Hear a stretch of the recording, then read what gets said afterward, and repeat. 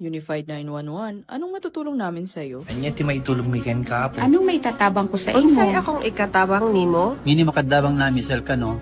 Sa anumang wika o dialekto, may tulong na darating sa iyo.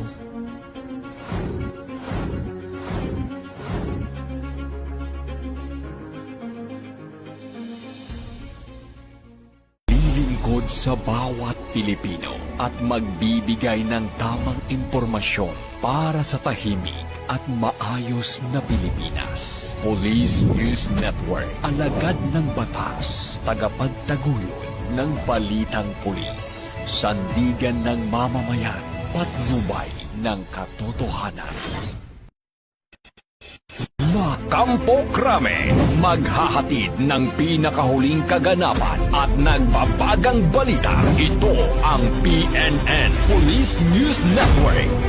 At ngayon, ang inyong mga tagapagbalita. Magandang araw, bagong Pilipinas. Ako ang inyong alagad ng batas, tagataguyod ng Balitang Pulis. Ako po si Patrolman Edwin Baris. Maghahatid sa inyo ng tamang balita, kwento ng pulis at serbisyo para sa mamamayan. At ito ang PNP News Online. Ang pangunahing balita ng Police News Network, alagad ng batas, tagataguyod ng Balitang Pulis.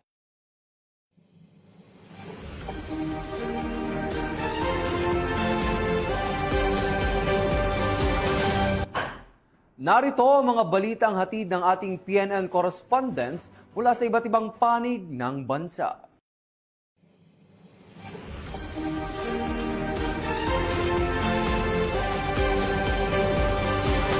Sa isang joint press conference kasama si SILG Juanito Victor Rimulya, inilatag ng PNP ang resulta ng matagumpay na operasyon sa Negros Occidental kung saan nabunyag ang ilegal na paggawa ng sigarilyo. Umabot sa 800 milyong piso ang kabuang halaga ng mga nakumpiska na kagamitan, produkto at materyales. 10 dayuhang sospek ang naaresto at kasalukuyang nasa kustodiya habang nagpapatuloy ang investigasyon laban sa iba pang sangkot. Dumalo rin sa naturang press conference si PNP Chief Police General Jose Melencio Nartates Jr.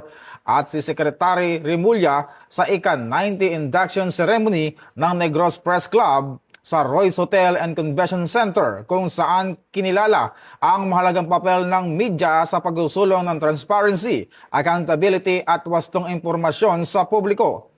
Ayon sa PNP, nakatuon ang kanilang mga hakbang sa ilalim ng PNP Focus Agenda na nagbibigay diin sa agresibong police operation, internal cleansing, pakikipag-ugnayan sa komunidad at kapakanan ng mga tauhan. Ito ang bagong PNP para sa bagong Pilipinas, serbisyong mabilis, tapat at nararamdaman.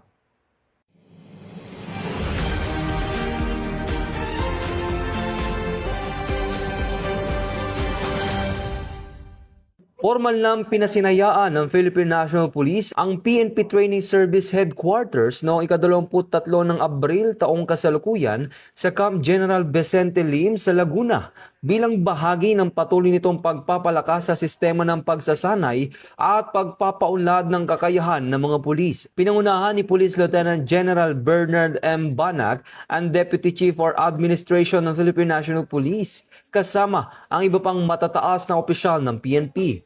Layunin ng bagong pasilidad na higit pang paigtingin ang profesional na edukasyon at operational readiness ng hanay ng pulisya sa pamamagitan ng makabagong training, governance at pasilidad.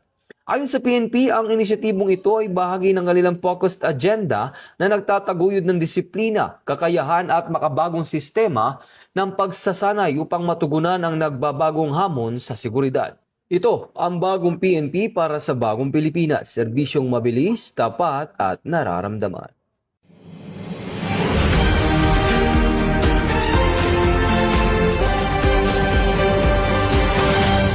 Nakiisa ang Philippine National Police, katuwang International Committee of the Red Cross sa isinagawang Regional Workshop on Law Enforcement in Armed Conflict mula ika-21 ng Abril hanggang 23 taong kasalukuyan sa Diamond Hotel sa Manila. Dinaluhan ito ng mga kinatawan mula sa PNP, Armed Forces of the Philippines at iba't ibang international humanitarian organizations upang palakasin ang kaalaman at kooperasyon sa pagpapatupad ng batas sa gitna ng armed conflict na may diin sa karapatang pantao at proteksyon ng sibilyan. Dumalo sa programa si Police Brigadier General Roman C. Arugay, ang Chief of the PNP Human Rights Affairs Office, habang kinatawa naman si Miss Kat Stewart sa closing ceremony. Dumalo rin ang mga dayuhang delegado at eksperto na nagbahagi ng karanasan at best practices sa law enforcement sa conflict settings. Tinalakay sa workshop ang mga usapin tulad ng international humanitarian law, koordinasyon ng pulis at militar, proteksyon sa sibilyan at mga hamon sa makabagong operasyon. Ito ang bagong PNP para sa bagong Pilipinas. Serbisyong mabilis, tapat at nararamdaman.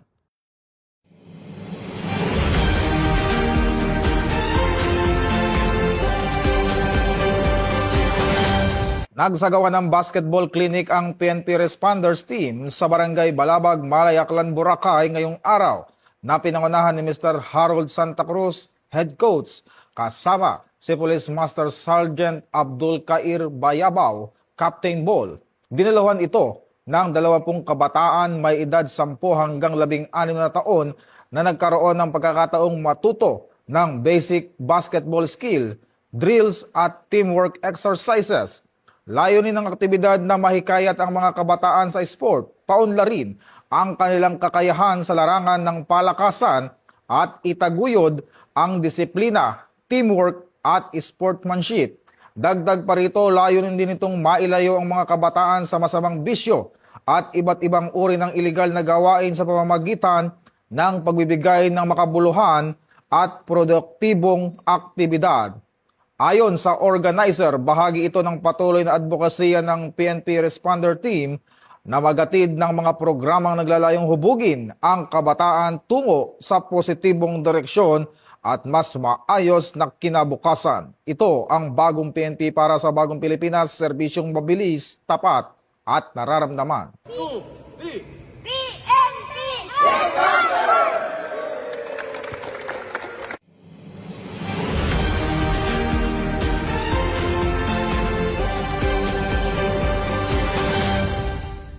Naaresto ng Philippine National Police ang 30 individual sa isang operasyon laban sa illegal na online cockfighting sa Barangay Concepcion, Talisay City, Negros Occidental.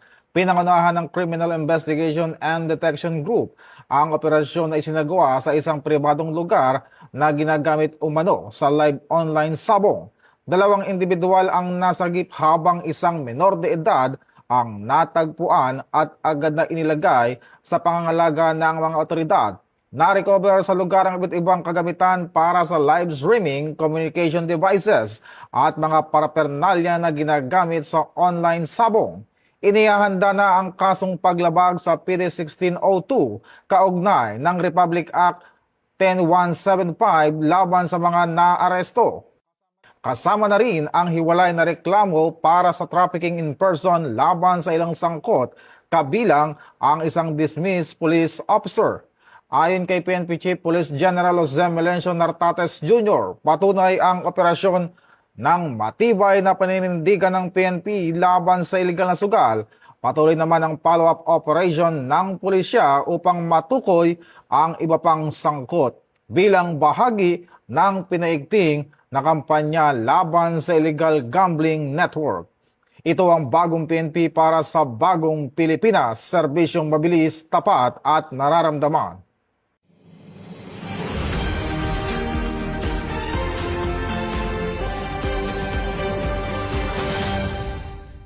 Pinangunahan ng Internal Affairs Service ang sinagawang inspeksyon sa mga police units sa Batanes upang tiyakin ang kahandaan, disiplina at pagsunod sa pamantayan ng serbisyo.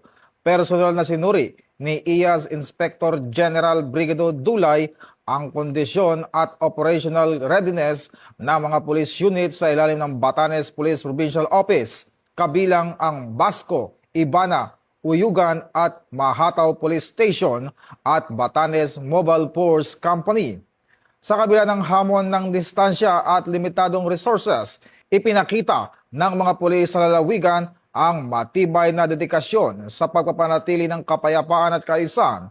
Ayon sa IAS, mahalaga ang papel ng bawat pulis sa Batanes lalo na sa pagpapatibay ng presensya ng bansa sa pinakadulong bahagi nito. Nananatiling misyon ng mga kapulisan ang patunay ng kanilang tuloy-tuloy na serbisyo para sa bayan hanggang sa pinakadulong teritoryo ng bansa. Ito ang bagong PNP para sa bagong Pilipinas, serbisyong mabilis, tapat at nararamdaman.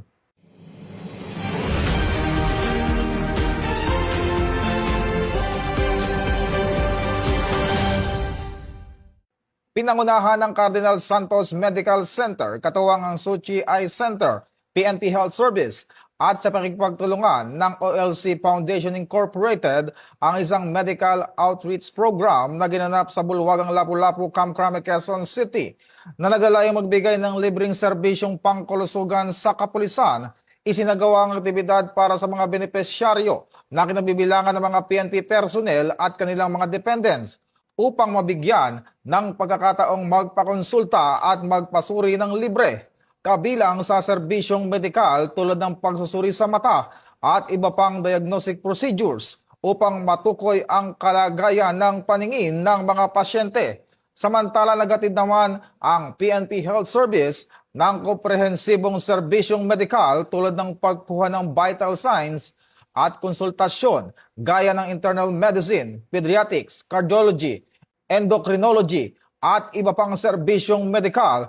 Nagkaroon din ng dental services, minor surgical procedures, urology, consultation, rehabilitation services at social services upang matugunan ang iba't ibang pangailangan ng mga pasyente.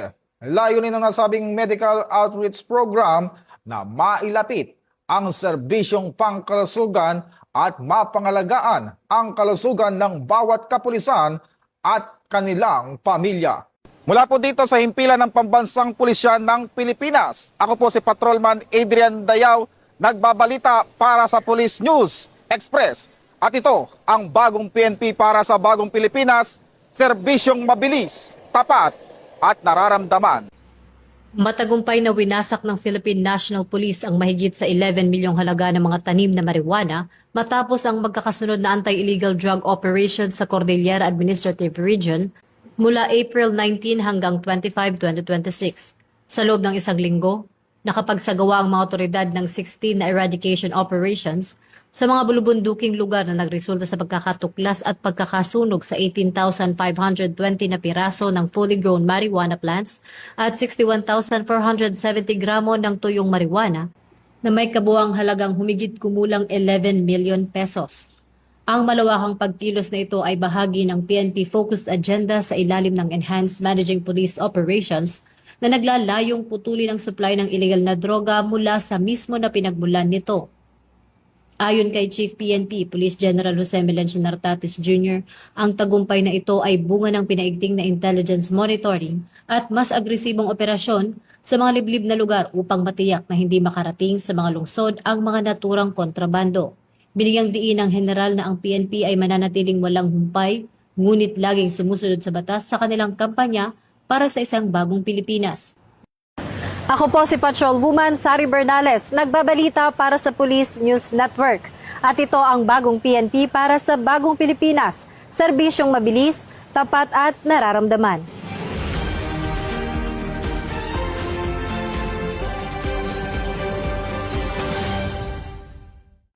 Matagumpay na nakumiska ng mga operatiba ng Zamboanga City Police Office at Philippine Drug Enforcement Agency ang tinatayang 19 milyong halaga ng hinihinalang shabu sa isang malakihang bypass operation sa Nangka Drive, Barangay Baliwasan, Zamboanga City, bandang alas 8 ng gabi nito lamang ika-25 ng Abril. Ang operasyon ay nagresulta sa pagkakadakip sa isang high-value individual matapos makuha mula sa kanyang pagmamay-ari ang mahigit kumulang 2,800 gramo ng iligal na droga. Isinagawa ang naturang paghuli sa pamamagitan ng pinagsamang puwersa ng Police Station 6, Police Station 7, City Police Drug Enforcement Unit at 2nd City Mobile Force Company, katuwang ang Tactical Operations Wing Western Mindanao ng Philippine Air Force. Bukod sa bulto ng shabu, na-recover din ng mga otoridad ang ginamit na buy-bus money at isang sling bag na pinaglalagyan ng mga kontrabando na ngayon ay nasa ilalim na ng kustudiya ng pulisya para sa tamang dokumentasyon at pagsasampa ng kaukulang kaso. Ang tagumpay na ito ay bahagi ng focused agenda ng PNP, partikular na ang Enhanced Managing Police Operations na naglalayong buwagin ang mga drug network sa bansa sa pamamagitan ng intelligence-driven na mga huli. Samantala, hinihikayat naman ang publiko na patuloy na makipagtulungan sa bagong PNP sa pamamagitan ng pag-uulat ng mga iligal na aktibidad upang matiyak ang isang ligtas at payapang komunidad para sa lahat. Ako po si Patrolwoman Sari Bernales, nagbabalita para sa Police News Network. At ito ang bagong PNP para sa bagong Pilipinas, serbisyong mabilis, tapat at nararamdaman.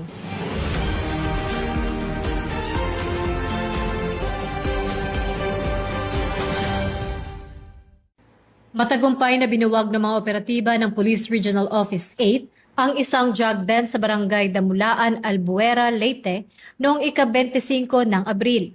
Ang nasabing operasyon ay isinagawa sa pamamagitan ng isang koordinadong buy-bust ng Special Drug Enforcement Unit ng Albuera MPS, First Leyte Provincial Mobile Force Company at PIDEA Regional Special Enforcement Team. Sa gitna ng operasyon, nakumpiska mula sa mga sospek ang iba't ibang sukat ng plastic sachets na naglalaman ng mga hinihinalang shabu na may kabuang timbang na 1,217.4 gramo at tinatayang nagkakahalaga ng 8,278,320 pesos base sa standard DDB value. Bukod sa iligal na droga, nakuha rin sa posisyon ng mga sospek ang isang caliber 45 pistol, isang magazine at 7 bala. Ang tagumpay na ito ay sumasailalim sa focused agenda ng PNP na aggressive operations against illegal drugs, kung saan binibigyang diin ang masinsinang pagtutugi sa mga sangkot sa kalakalan ng droga upang mapanatili ang seguridad ng komunidad. Hinimok naman ang mamamayan na maging katuwang ng kapulisan sa pamamagitan ng pag-uulat sa mga kahina-hinalang tao o aktibidad sa kanilang lugar upang sama-samang makamit ang isang mapayapa at drug-free na pamumuhay. Mula rito sa Campo Crame, ako si Patrolwoman Sari Bernales, nagbabalita para sa Police News Network. At ito ang bagong PNP para sa bagong Pilipinas, serbisyong mabilis, tapat at nararamdaman.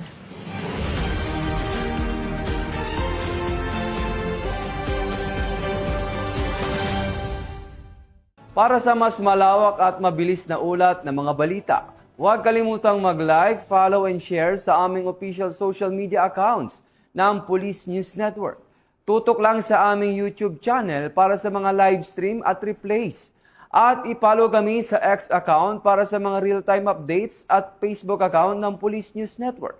Manatiling mapagmatyag at laging alamin ang totoo. Sa ngalan ng pamunuan ng Philippine National Police, sa pangunguna ni Chief PNP Police General Jose Melencio Sr. Tates Jr. at sa pamumuno ni President Ferdinand Bongbong Marcos Jr., kami ay maglilingkod sa bawat Pilipino at magbibigay ng tama at balanseng balita.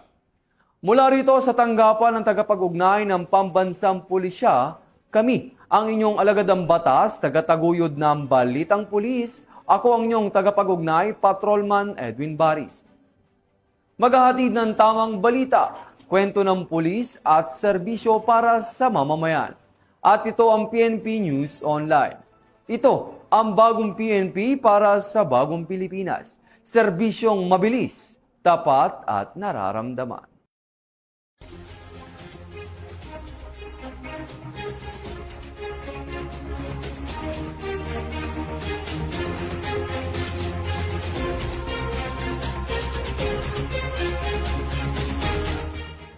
Police News Network, alagad ng batas, tagapagtaguyod ng balitang pulis.